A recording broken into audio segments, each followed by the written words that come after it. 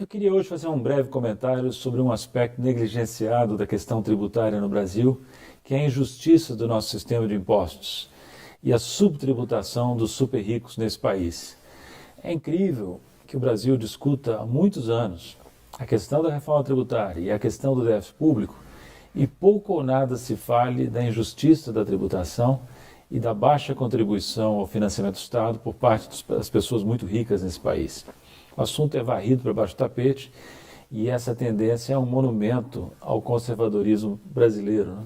É incrível pensar, por exemplo, que o Brasil tem hoje os mesmos problemas em termos de justiça tributária que tinha, por exemplo, nos anos 90.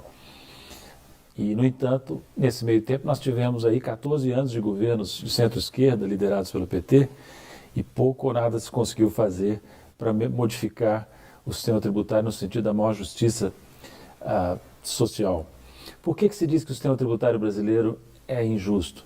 Basicamente porque ele é regressivo, querendo dizer com isso que ele tributa proporcionalmente mais os mais pobres e proporcionalmente menos os mais ricos, o contrário do que deveria acontecer. E por que isso acontece? Basicamente por três grandes fatores, né? Primeiro fator, o peso dos tributos indiretos sobre consumo. Segundo fator, a baixa progressividade do imposto de renda. Terceiro fator, a reduzida tributação sobre o patrimônio e a riqueza. E quarto fator, a fragilidade da administração tributária.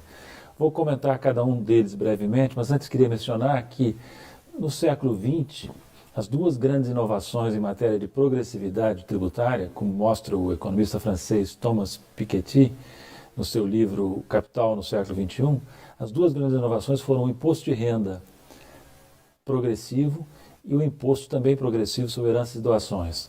Nesses dois quesitos e em outros, o Brasil deixa muito a desejar, e explico por quê, mas começo pelo primeiro fator, que é o peso dos tributos indiretos.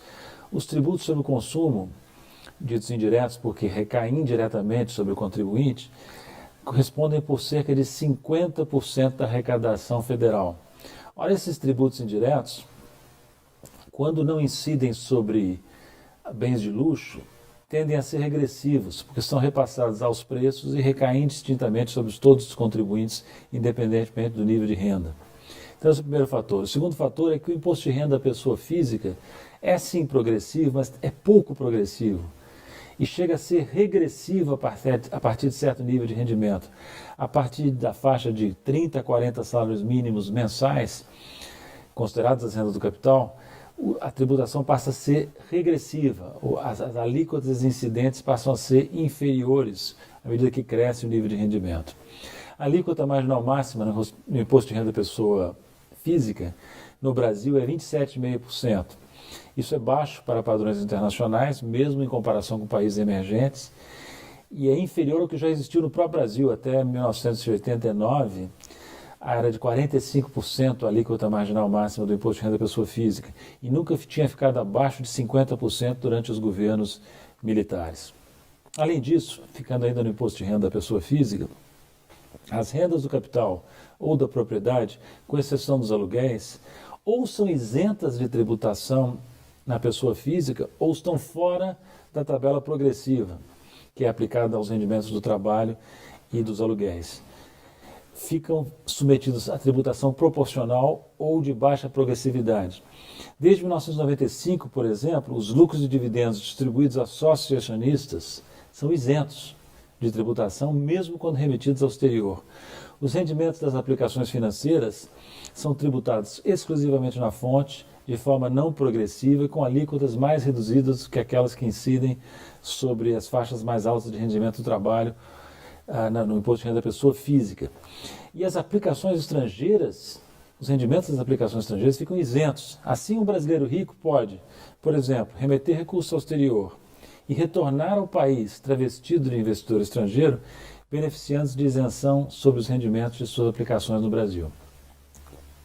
Terceiro fator, tributação sobre patrimônio é baixa para padrões internacionais. Por exemplo, a alíquota máxima do imposto sobre doações e heranças é apenas 8%, inferior à que se observa nos países mais desenvolvidos, também inferior à de muitos países emergentes de nível de desenvolvimento semelhante ao Brasil.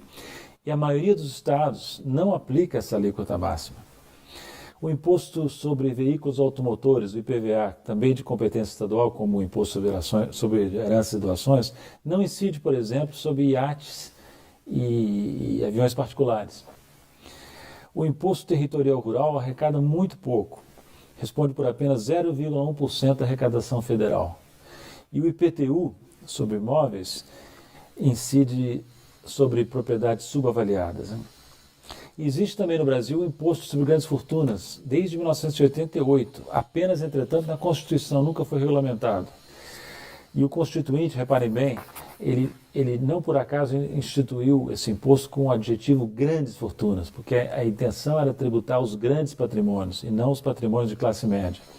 Se o IGF, o Imposto sobre Grandes Fortunas, tivesse sido criado, teria sido o primeiro imposto no Brasil a não incidir sobre a classe média e sobre os pobres, né? Incidindo exclusivamente sobre os ricos, sobre as grandes fortunas. Né?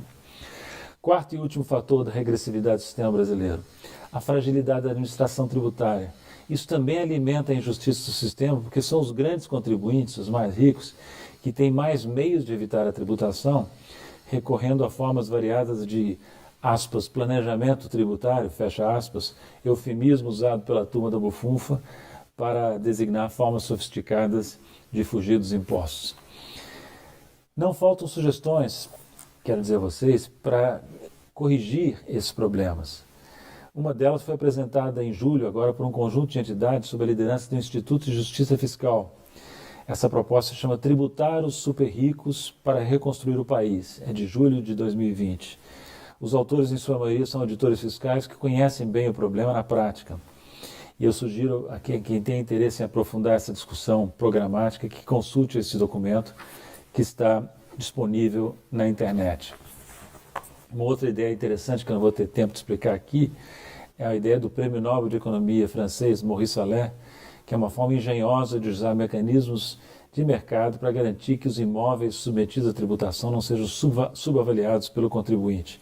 Eu expliquei essa proposta no meu livro Economia como ela é, publicada há muito tempo atrás, e lá está bem explicado a proposta feita pelo Maurice Allais, que eu não vou tentar desenvolver aqui. Uma última palavra sobre o risco de que a tentativa de tributar os super ricos possa gerar fuga de capitais. Esse risco existe e é muito alardeado por aqueles que se opõem à justiça tributária e à tentativa de extrair dos super ricos uma contribuição. Eu acho que o risco, entretanto, tem sido exagerado.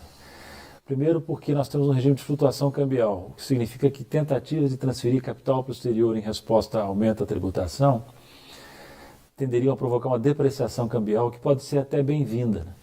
Isso porque a depreciação cambial favorece os setores que exportam, favorece também os setores que competem com importações no mercado interno e contribui para o ajustamento do balanço de pagamentos em conta corrente, via balança comercial e via outros componentes da conta corrente do balanço de pagamentos. Além disso, observe que quando ocorre a depreciação, fica automaticamente mais caro transferir capital para fora. Isso tende a desestimular a transferência.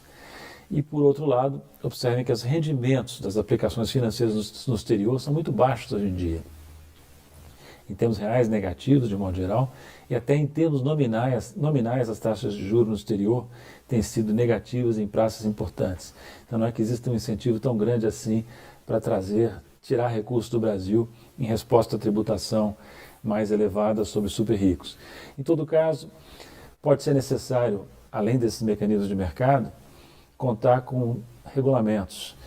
É importante fiscalizar, do ponto de vista tributário, a remessa de recursos ao exterior, instituir, se necessário, e talvez seja, provavelmente será, caso se tente realmente tributar os super ricos, instituir controles seletivos e pontuais de capital, desfazendo o processo de liberalização que remonta ao governo Fernando Collor e ao governo Fernando Henrique Cardoso.